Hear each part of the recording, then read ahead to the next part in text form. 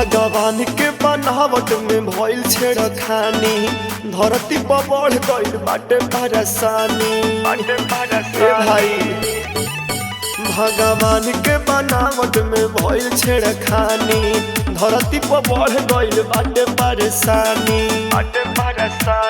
चंद्रयान 3 बाए कर गवाही, अब धरती पर एलियन मचावे तबाही। धरती पर एलियन मचावे तबाही, अब धरती पर एलियन मचावे तबाही। धरती पर एलियन मचावे तबाही। धरती पर एलियन मचावे तबाही।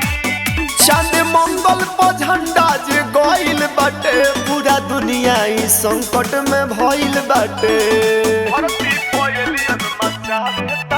चांद मंगल पर झंडा जे गइल बाटे, पूरा दुनिया ई संकट में भइल बाटे।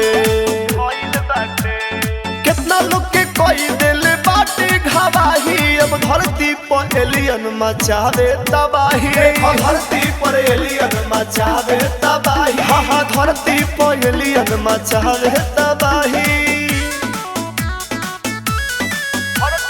धरती पर एलियन मचावे तबाही।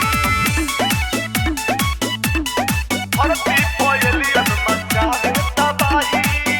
लगे दुनिया के अब विनाश बाटे, कुछ मेहमान आइल देखो खास बाटे। लगे दुनिया के पूरा विनाश बाटे, देखो मेहमान आइल कुछ खास बाटे। उत्तम दीपक कहे बतिया सच्चाई, अब धरती पर एलियन मचावे तबाही।